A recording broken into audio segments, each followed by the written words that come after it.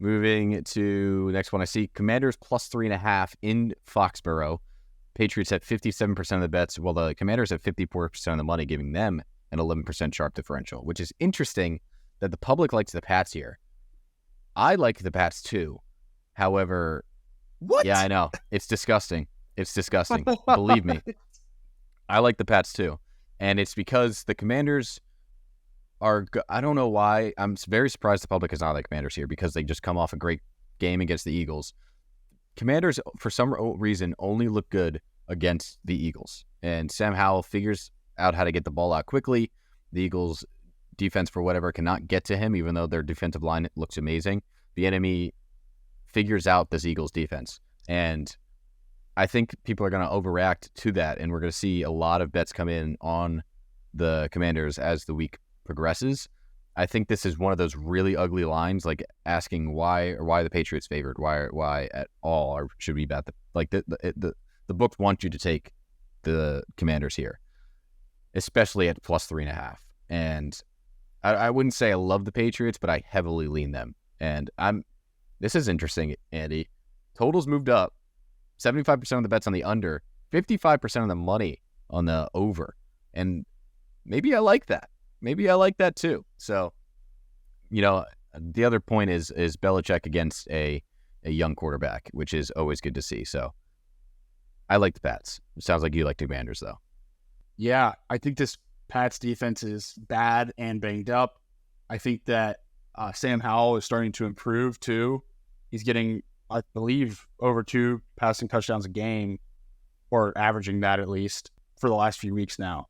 And I think too, I know the Commanders sold hard on their defense, but Mac Jones can't figure out any defense in the NFL, much less one that is at full strength with the Commanders. I know that Montez Sweat and Chase Young are huge factors for that, and not having them there is going to be a major loss. I just don't think that they're selling that hard to where they're going to lose to the Patriots. I mean, who's to say the Patriots aren't going to start trying to purposely lose to get their quarterback of the future? I don't think it happens as much as in the NFL as it does in the NBA, but this is an interesting one because either one of these teams, I think, could be, whoever loses here is going to be trying to go for a good draft pick. I don't think that the Commanders are too attached to Howell, even though he has looked improved the last few weeks. So I lean Commanders, but to your point, I'm not going to lock anything in just yet.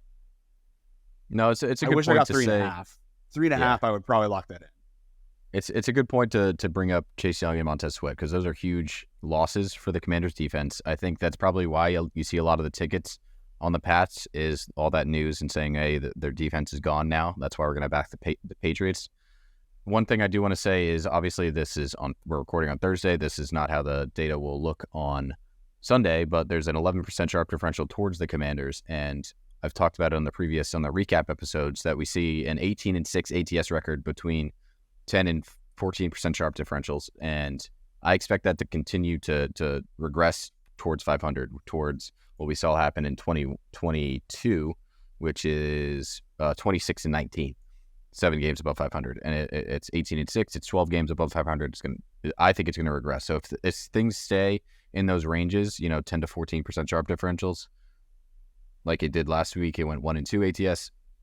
Another number I'm going to fade, and yes, it's fading a sharp differential, which seems like not intuitive, but that's what the numbers show. We just this is how it works. So I'll be curious to see where the numbers lie on Sunday. But if things are looking like they're in the Patriots' favor, I might take them, despite it being a very, very ugly bet. Yeah, I hope I don't have to watch any of that game. Yeah, I will. But again, I might have to take the over. So we'll see. Thank you guys for listening. This is our breakdown of Week 9 in the NFL. It's been fun. Eddie and I have been on the opposite side of a lot of these games, but as always, you can check out our articles, as always, on happyhoursports.net for NFL. NBA is ramping up. We've got NHL ramping up as well. College football, as always, and then, of course, the Prelim and Pilsners podcast, or is it Pilsners and Prelims? Pilsners and Prelims podcast. I know. Again, I made the name and I still forget it, but that's how catchy it is. That's how you know it's good. Yeah, we just got done recording for UFC Sao Paulo last night. You will see that. Well, that'll be out by the time this podcast comes out. So definitely go check us out. We previewed every single fight on that card, besides the one that got nixed with Elvis Brenner, where he got a different opponent. As well as be sure to check us out for hockey content. I know DJ touched on it, but we've got 3 dedicated hockey writers now on the site, and they are super fired up about hockey being back. And they're writing some cool pieces. It's not just betting stuff. There's a lot of opinion stuff on there too, where I feel like if you guys go and read their stuff and want to chime in too, definitely find them on Twitter and where they post a lot of their content and join that conversation. So couldn't be more excited about what's going on, to your point, Deej, and couldn't be more excited to bounce back in week 9 either. Yeah, it's going to be a good one. I'm excited to get into it. So thank you guys for listening. As always, we are here on Sharpen the Public every Tuesday and Friday, recapping and previewing NFL weeks. Thank you for listening. We will catch you next time. And thank you for checking us out on YouTube. Keep getting us some support. We're getting a few subscribers here and there. So thank you to everyone on YouTube. We appreciate you. And hopefully we can keep on winning for you. So cheers, guys. The boys bet better with beer.